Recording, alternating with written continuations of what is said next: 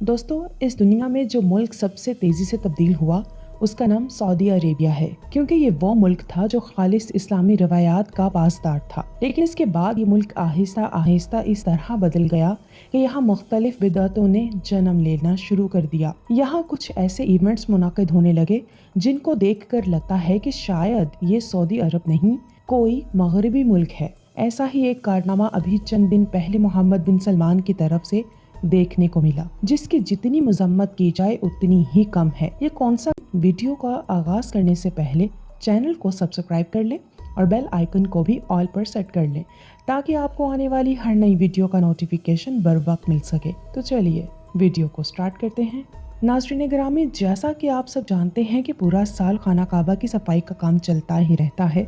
लेकिन साल में एक मरतबा शहजादा सलमान बिन अब्दुल अजीज़ यहाँ आते हैं।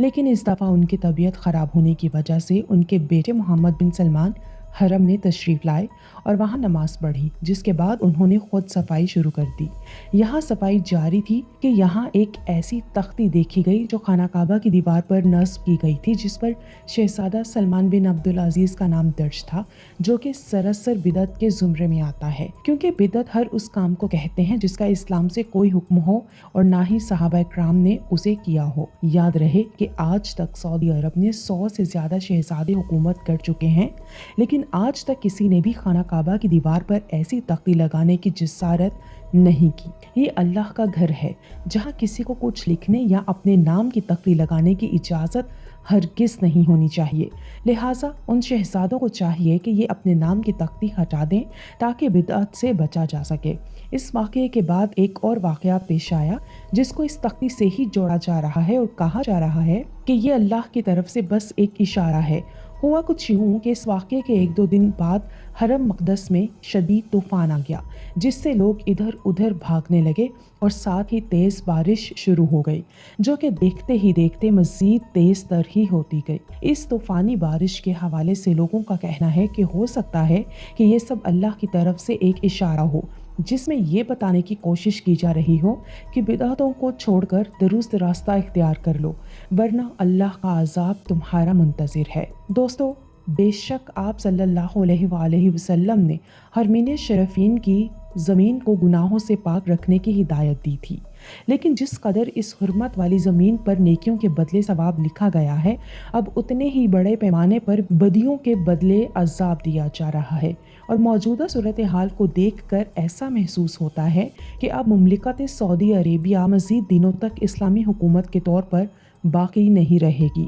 क्योंकि सऊदी अरब के हुक्मरान मोहम्मद बिन सलमान का एक तकरीब में कहना था कि मैं जल्द इस मुल्क को एक यूरोपीय मुल्क बना दूंगा। लिहाजा आप आज सऊदी अरब में जगह जगह फहाशी और उरियानी के अड्डे देख लें, और ये फहाशी ही है जिसकी वजह से यहाँ बड़े बड़े आलीशान होटल बनाए गए और फिर उनमें अयाशी का सामान इकट्ठा किया गया। बात यहाँ पर ही ख़त्म नहीं होती, बल्कि यहाँ जोड़ों को अयाशी की भी इजाज़त दे दी गई है, जिसका मतलब ये है कि अगर कोई लड़का और लड़की रंग रलियाँ मनाना चाहते हैं तो उनको कोई रोकथाम नहीं है, लेकिन इस काम के लिए उनको $80 अदा करना होंगे और फिर वो जो चाहें कर सकते हैं। इस इक़दाम के बाद सऊदी अरब के साहिल समुंदर पर जिस तरह के मनाजिर देखने को मिले, उनको देखकर तो सच में रूह कांप जाती है और इंसान सोचने पर मजबूर हो जाता है कि क्या वाकई ही ये एक मुस्लिम मुल्क है, क्योंकि आप देख सकते हैं कि किस तरह साहिल समुद्र पर नीम बरहना लड़के और लड़कियां शर्मनाक हरकत में मसरूफ़ हैं और उनको रोकने वाला भी कोई नहीं। इसी जगह पर मौजूद एक मगरबी लड़की से इस माहौल के बारे में पूछा गया तो उसका कहना था कि मैंने यहाँ बहुत अरसा गुजारा है। पहले तो हम यहाँ गाना भी सुनने को तरसते थे, लेकिन अब हर चीज़ बदल गई है और अब मुझे महसूस हो रहा है जैसे मैं किसी जन्नत नुमा जगह में घूम रही हूँ, जहाँ सभी मुयस्सर है, और अब मेरा दिल कर रहा है कि मैं हमेशा के लिए ही यहाँ रहूँ। यहाँ पर मौजूद कल्चर का अंदाज़ा आप इस बात से भी लगा सकते हैं कि बाकायदा तौर पर यूरोपीय ममालिक की तरह यहाँ पर भी ख़वातीन की रेसलिंग का आगाज़ कर दिया गया है, जो कि इंतहाई शर्मनाक फेल है। जी हाँ दोस्तों, सऊदी अरब में गुज़िश्ता साल 11 अक्टूबर को रियाज सीज़न में पहली बार ख़वातीन की रेसलिंग हुई, जिसको देखने के लिए बड़ी तादाद में शायकीन वहाँ पहुँचे और इन लम्हात से खूब लुत्फ़ अंदोज़ हुए। اس مقابلے میں 29 سالہ امریکی ریسلر لیسی ایونز اور 37 سالہ کینیڈین ریسلر نتالیا ایک دوسرے کے مد مقابل نظر آئے، لیکن دلچسپ بات یہ ہے کہ پہلے رپورٹس تھیں کہ یہ دونوں ریسلرز انتہائی مختصر لباس میں لڑائی کرتی نظر آئیں گی، لیکن یہ تمام رپورٹس اس وقت بے بنیاد ہو گئیں جب یہ دونوں خواتین میزبان ملک کے ثقافت اور روایت کے مطابق لباس پہن کر میدان میں اتری۔ لیکن اس کے باوجود سعودی عرب جیسی مقدس سرزمین پر ایسے مقابلے کروانا کسی طور پر بھی ایک اسلامی ریاست کے لیے قابل قبول نہیں ہے، کیونکہ انہی مقابلوں کی آڑ میں اس میلے میں خوب رنگ رلیاں منائی گئیں اور سرے عام ہی شراب کی محفل بھی لگائی گئی۔ اس کے علاوہ اس ایونٹ میں ایسی بے شمار لڑکیاں موجود تھیں جن کے نیم برہنہ لباس اور بیہودہ ڈانس نے پورے مجمع کی توجہ اپنی طرف کروا رکھی تھی، اور اس بارے میں جب انتظامیہ سے رابطہ کیا گیا تو ان کا کہنا تھا کہ ہم کو کامیاب ہونے کے لیے اتنا تو کرنا ہی پڑے گا۔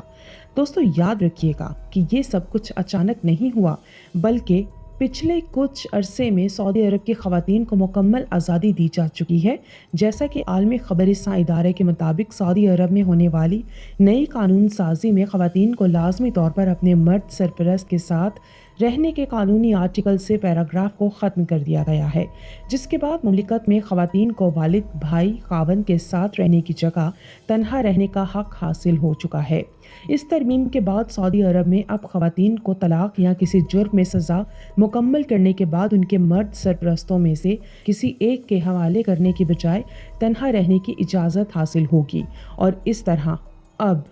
خواتین کو کئی معاملات میں مرد سرپرستوں کی اجازت لینے کی بھی ضرورت نہیں ہوگی۔ صرف یہی نہیں بلکہ سعودی عرب کے اقتصادی لحاظ سے اہم ساحلی شہر ملک عبداللہ میں خواتین بکنی پہن کر گھومیں گی اور اپنے ساتھ گھریلو جانور رکھنے کی بھی اجازت دے دی گئی ہے۔ فرانس پریس نے ملک عبداللہ شہر کے پیور بیچ نامی ساحل کے افتتاح کے بارے میں ایک رپورٹ بھی لکھی ہے، جس کے مطابق کنزرویٹو ملک کے نام سے پہچانے جانے والا ملک سعودی عرب اب آزادی کے نام پر عریانیت اور فحاشی کو پسند کرنے والوں کے لیے ایک نیا اور انوکھا ملک بن کر سامنے آیا ہے۔ یہی وجہ ہے کہ نیل گو پانی اور سفید ریت کے اس ساحل پر لوگ بنا کسی روک ٹوک اور انسانی اور اسلامی اصولوں سے آزاد ہو کر اپنے منچاہے طریقوں سے لطف اندوز ہو رہے ہیں، جبکہ اس ساحل پر غروب آفتاب کے بعد موسیقی کا بھی انتظام ہے۔ سعودی خاتون نے فرانس پریس سے کہا کہ اس بات پر خوشی ہے کہ وہ ساحل پر جا کر اپنے منچاہے طریقے سے وہاں کی سہولتوں سے فائدہ اٹھا سکتی ہیں، اور جب میرا دل کرتا ہے میں اپنے من پسند شخص کے ساتھ وقت گزار لیتی ہوں۔ فرانس پریس کے مطابق اس ساحل کے ذمہ دار افراد کو خواتین اور مردوں کے درمیان قانونی یا غیر قانونی تعلقات سے کوئی لینا دینا نہیں ہوگا، اور اس علاقے میں ساتھ رہنے والے مرد اور عورت کا آپس میں شرعی لحاظ سے محرم ہونا بھی ضروری نہیں۔ اس تمام صورتحال اور یہاں ہونے والے غیر اسلامی کاموں کے متعلق جب سعودی عرب کے نام نہاد بادشاہوں سے سوال کیا جاتا ہے تو ان کا صرف ایک ہی جواب ہوتا ہے کہ ہم نے ہر صورت میں اپنی معیشت کو مضبوط کرنا ہے، اور جب تک ہمارے ملک میں عیاشی اور کھیل کود کے لیے باہر سے سیاح نہیں آئیں گے تب تک ہم اپنی معیشت کو کامیاب قرار نہیں دے سکتے۔ تو ناظرین، یہ تھی آج کی ویڈیو، امید کرتی ہوں کہ آپ کو ضرور آئی ہوگی۔ کمنٹ سیکشن میں اپنی رائے کا اظہار ضرور کیجیے گا۔ اگلی نشست تک کے لیے نمرہ عروج کو دیجیے اجازت۔ اپنا اور اپنوں کا بہت سا خیال رکھیے گا۔ اللہ